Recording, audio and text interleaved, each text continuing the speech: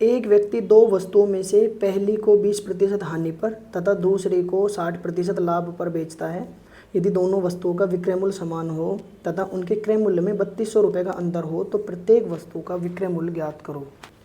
देखो, पहली वस्तु के लिए हमको क्या दे रखे है, 20% हानि। 20% को जब हम फ्रैक्शन में चेंज करेंगे तो आएगा 1/5। इसका मतलब ये तो क्या है, CP, और ये क्या है, लॉस। ठीक है, इसका मतलब हम यहाँ रेशो के रूप में रख लेंगे इनको, CP और SP। फर्स्ट वस्तु के लिए क्या है, यदि क्रय मूल्य 5 रुपये है और एक का लॉस हो रहा है तो SP कितना होगा हमारा, 4।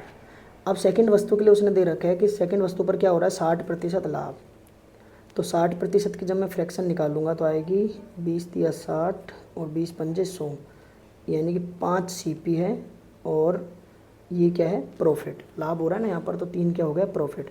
इसका मतलब सेकंड वस्तु के लिए यदि हमारा CP 5 है तो SP कितना हो जाएगा, 8, क्योंकि लाभ हो रहा है तो 5 और 3 8 हो जाएंगे। और यहाँ पर एक की हानि हो रही थी तो 5 क्रय मूल्य था तो हमने एक घटा दिया, कितना, 4 क्या हो गया, SP हमारा। अब देखो आगे कंडीशन क्या दे रखी है, आगे कंडीशन यह दे रखी है यदि दोनों वस्तुओं का विक्रय मूल्य समान है। अब ये हो गया हमारी फर्स्ट वस्तु का विक्रय मूल्य, ये हो गया सेकंड का विक्रय मूल्य। अब समान नहीं है तो इनको समान करेंगे एक बार। अगर मैं इसको 2 से गुणा कर दूं, जब यहाँ गुणा करूँगा तो इसको भी करना पड़ेगा क्योंकि ये एक यूनिट है ना यहाँ पर, तो तब ये हमारे SP जो हैं विक्रय मूल्य क्या हो जाएंगे, दोनों वस्तुओं के समान। तो मैं इनको गुणा करके यहाँ लिख लेता हूँ, यानी कि फर्स्ट के लिए मैं लिख रहा हूँ 5 दूनी कितना आ जाएगा, ये 10, और ये कितना आ जाएगा, 4 दूनी 8। और सेकंड के लिए मैं यहाँ लिख रहा हूँ कितना है, ये तो 5 और ये 8, ऐसे ही आएगा।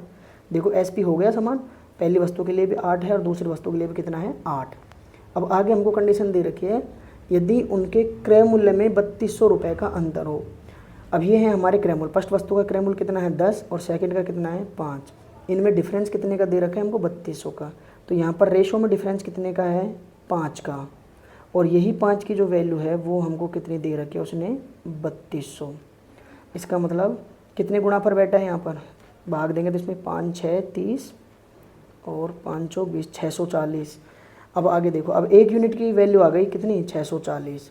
अब देखो हमसे कह रहा है तो प्रत्येक वस्तु का विक्रय मूल्य, दोनों का सेम है तो प्रत्येक का विक्रय मूल्य ज्ञात कर लेंगे, किसी भी एक का निकाल देते हैं। 8 की वैल्यू क्या हो जाएगी, गुना 640 करेंगे तो कितना आ जाएंगे, 0, 8 चौक 32, 8 6 48 और 3 51। कितना आया, प्रत्येक वस्तु का विक्रय मूल्य कितना आएगा, 5120 रुपये।